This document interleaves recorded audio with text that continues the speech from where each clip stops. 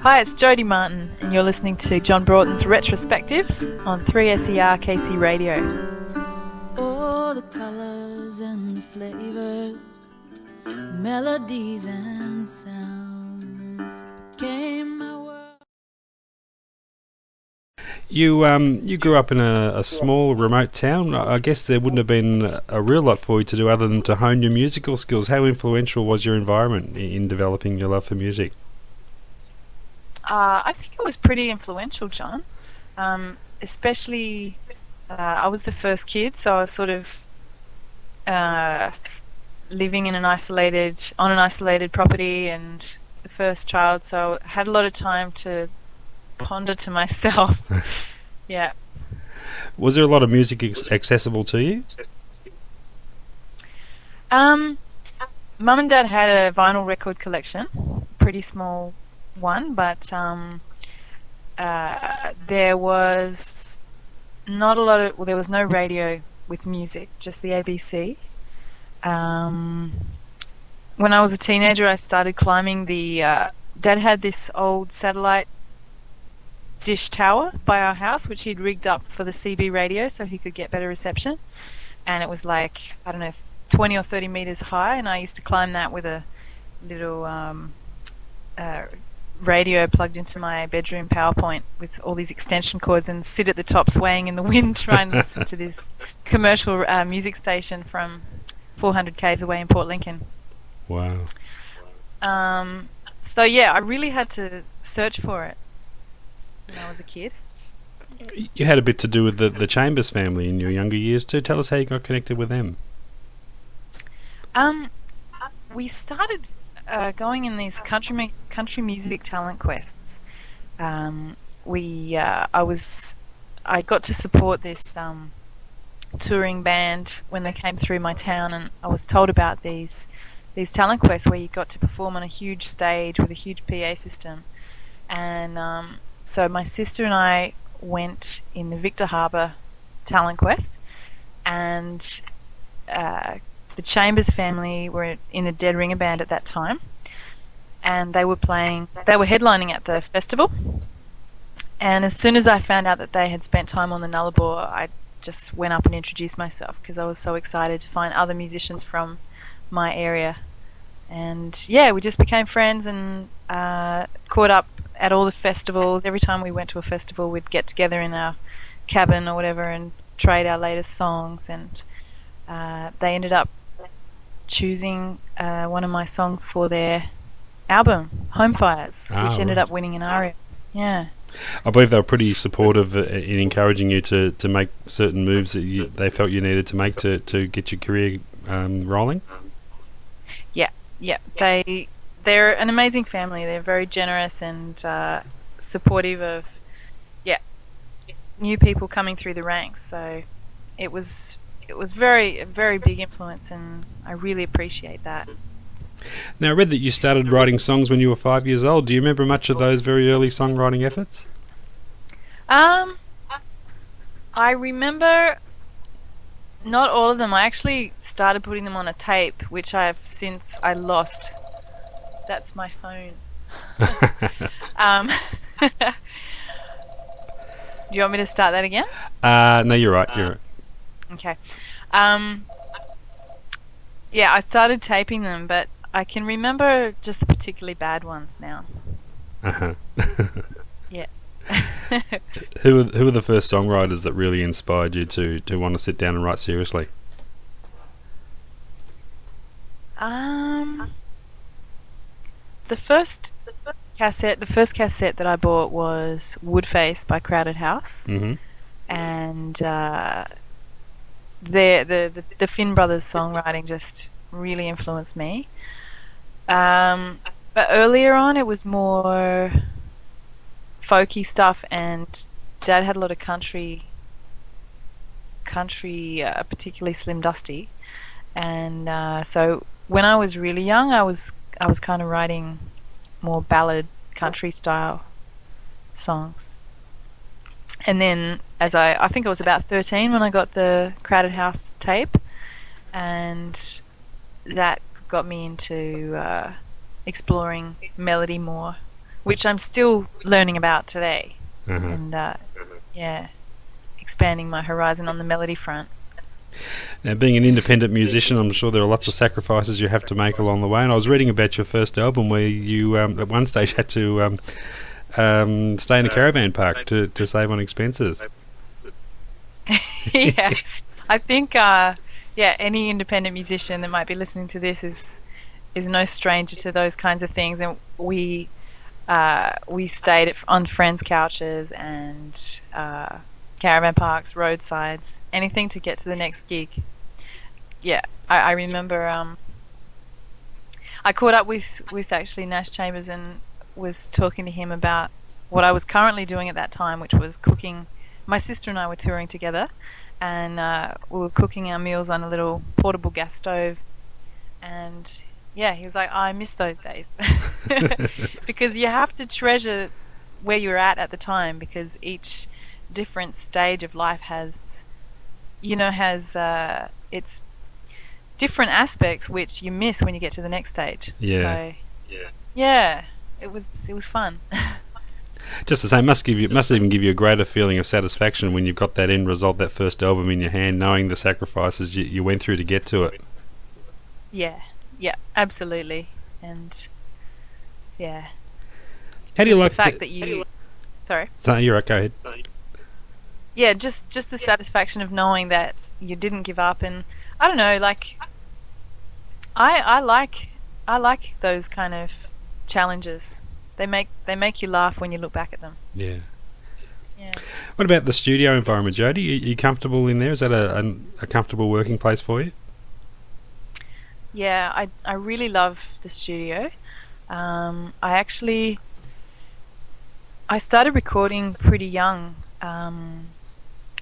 with the Chambers and other people for ABC compilations when I was in my late teens, and it's something that's been a bit of a lifelong journey for me to actually get the initial song that I wrote with my guitar and voice, to actually be the sound that I want it to be when it comes out of the studio. And I put myself through university to learn production and get more understanding about how to speak the language to sound engineers and producers, so that the song doesn't get lost in the studio, because it's very easy to do that. And I'm still learning in that regard. I do feel comfortable in the studio because I've spent a lot of time in there, but I am still waiting to, as a lot of artists are, I know, to capture the energy that I have live on the albums. That's a real holy grail for me. Is there anything you think you can do to recapture that feel? Any special things you take into the studio with you to try and capture that?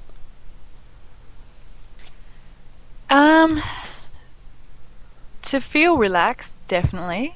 As I said, I still haven't. I'm not satisfied that I've captured it yet. So until I actually do that, I can't really tell you. Yeah, fair enough.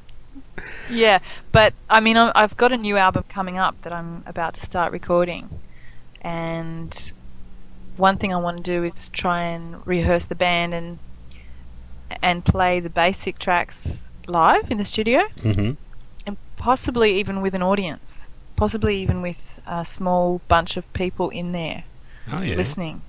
You know, not the engineer and stuff, but actual music fans, because it's something about when I'm actually performing for somebody, for an audience, it's like a connection with them, whereas when I'm in the studio, it's a connection with a tape or, a microphone. So that's something I want to experiment with, and I'll have to get back to you, John. Yeah. Whether it works.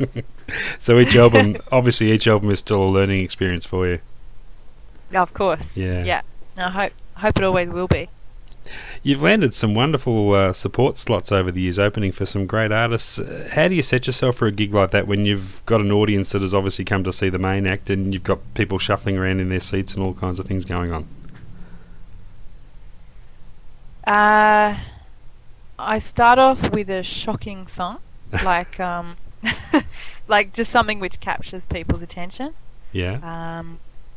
in the past I've used a percussion song where just something about the fact that I'm playing the back of my guitar like a drum, everybody stops what they're doing and listens. But usually I mean, it's been a really receptive audience, and you just choose your best songs, and it's only a short set, half an hour, so you can pick your greatest hits and Yeah, it's like a showcase set. and yeah, put your best effort into it. But I actually supported an Irish songwriter, amazing songwriter, Paul Brady, and that was at the Basement, and for some reason that crowd was really, really unattentive, and the first night was. This is the Basement in Sydney. I don't know if you know the venue, but sometimes it can be a bit talkative. Yeah. A bit rowdy. And we played 2 nights there, and the second night Paul actually went out and introduced me, and that was the most beautiful gesture because it was like a totally different gig that night. The first night was a real struggle, and the second night was because he had ordained me in some way, because they're all Irish and they just wanted to see their their hero. So, but apart from that, you just command the stage, and usually it works. You're going to be down here shortly with Arlo Guthrie, and it's not the first time you've supported Arlo. Obviously, you've landed a connection there. How did you first hook up with him? Oh, the first time was like in 1998, and I was in my late teens, and I was playing a festival. It was before I even started on the festival circuit. I was just helping out a friend playing for free at her acoustic venue, and the promoter of the tour was there, and he saw me and said, "Do you have a CD?" And I said, "Oh, I've got some songs I just recorded, but I wasn't sure if I'd make a CD, He goes, "Oh, make a CD. I really want to send this CD. I'm touring Arlo Guthrie next year." And so I made the CD. That was my first EP, and Arlo liked it. And so I had my first national tour ever, and it was with like one of my heroes. It was pretty amazing. Yeah. And we just became friends, and we've done 3 tours, and I played a couple of just gone down to visit him in Massachusetts as well, and it blows me away, really, just the history, and like both of Arlo and his dad Woody. It's that's like folk music royalty, basically. It is. It certainly is. Now I'm talking to you all the way from Canada. What inspired you move over there? Well, I always wanted to come to Canada. Every year there's this thing called the Folk Alliance, the North American Folk Alliance, and for 5 years in advance I had penciled into my diary the Folk Alliance Montreal 2005, and I got myself here to that with the Aussie Crockpot, and I wanted to come to Montreal because it was French, and I wanted to come to Canada because I've always had this kind of obsession with Canada. And the first person I met in Montreal turned out to be, we've been together for 3 years now. So, kind of love, and also a long-term desire to come. So, I love Canada. I love the culture of singer-songwriter art form that they have here. The respect for that, and it's just really inspiring. And being in Montreal, the French culture is really, the French Canadian culture is really warm and really art focused as well. So you found it a pretty welcoming musical community there? Oh yeah. Yes, definitely. And I feel so lucky to be able to be living between two of my favourite countries in the world. So, it's brought out the sports person in you too, I believe. You've run a marathon since you've been there. Oh, you've been reading that? Oh, yeah. I know, I would never have dreamed. I used to hate running so much. I really did not enjoy it. And my mother-in-law here, actually, like, not that I'm married, but my partner's mother, she taught me how to run properly, and it's actually not as hard work as I used to think it was. And yeah, I ran that marathon with 5 days notice, and it was just a crazy thing to do at the time, and we did it, and it was amazing. I listened to Men at Work Down Under for the last kilometre of the... It wasn't a whole marathon, it was 10 kilometres. Oh, okay. But for the last kilometre I listened to Men at Work Down Under, just to feel that feeling of home. And yeah, it was amazing. We finished in the Olympic Stadium in Montreal. Oh, wow. So, yeah, that was cool. And I played hockey too a few weeks ago. Oh, wow. Which is really scary. Has it influenced your songwriting at all, being in Canada?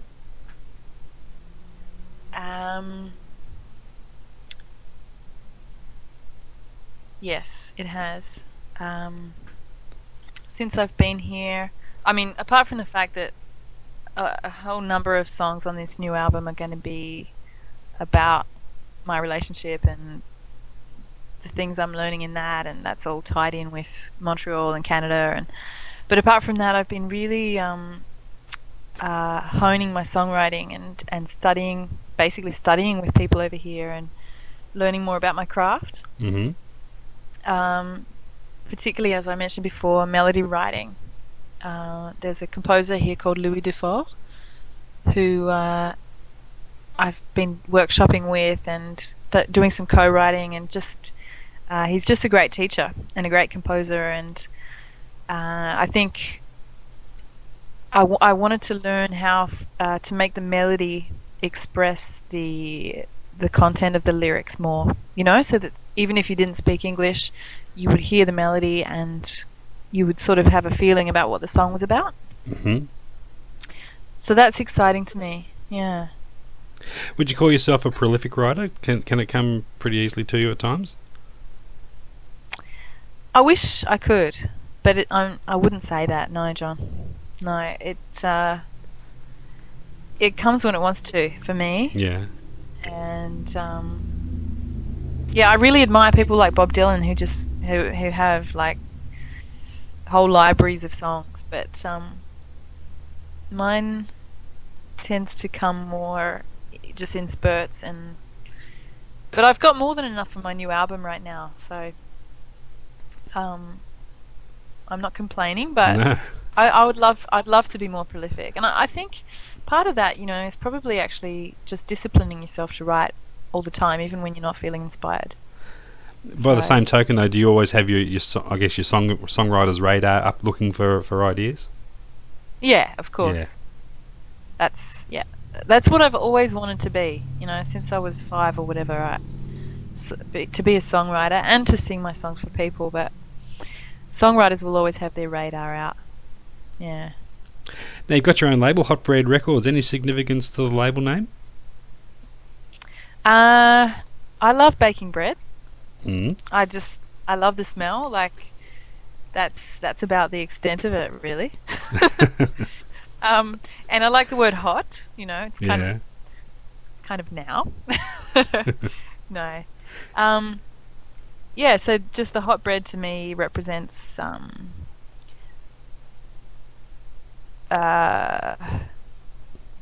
wholesomeness, like not wholesomeness in a early Britney Spears way, but I guess part of why I write is therapy for myself, and I think all kinds of art is about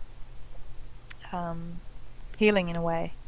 So the nurturing side of hot bread I like as well, even though I actually don't think wheat is all that good for you, but I like baking bread.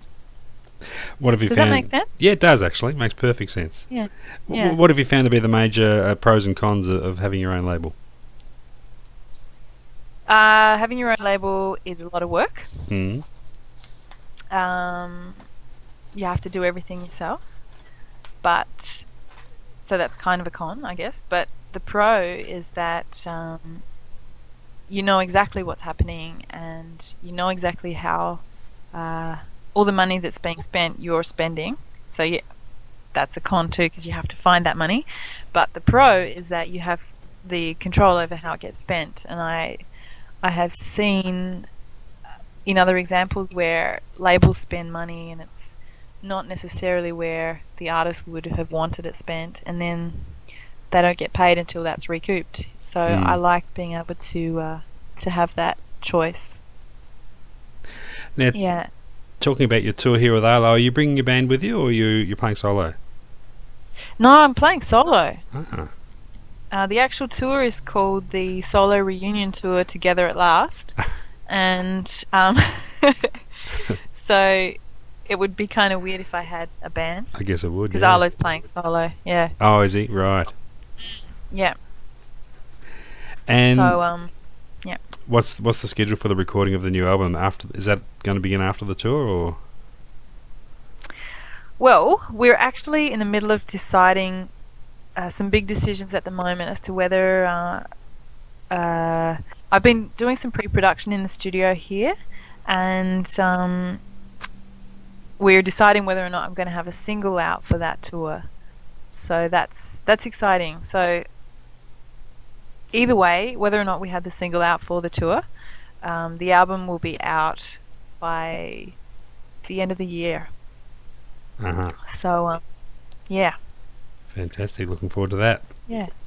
Jodi, Yeah. thank you so much. It's been a treat catching up with you.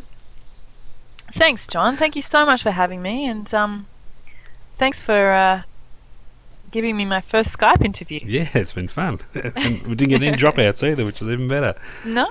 Looking forward to seeing you down here. The first time I ever saw you was with Arlo, so looking forward to seeing you here with him again. Yeah, we'll be there front and centre. Wow. That's so cool. And good luck with the new album. Thank you so much, John. Got a title in mind for it yet? I always leave the titles to the last thing. Because sometimes I start writing songs when I'm in the studio, and so I'm not going to say a title until it's actually going to the mastering studio. Fair enough. Yeah. Okay, thanks again, Jodi. Thanks, John. And good luck with your marathon running career too. If music doesn't thank turn you. out. I think I've done it once now. I don't think I'm going to do it again. Great talking with you. But thank you anyway. We'll see you in May. You too. All the best. All right. Bye-bye. Thanks. See ya. How was that? That was excellent.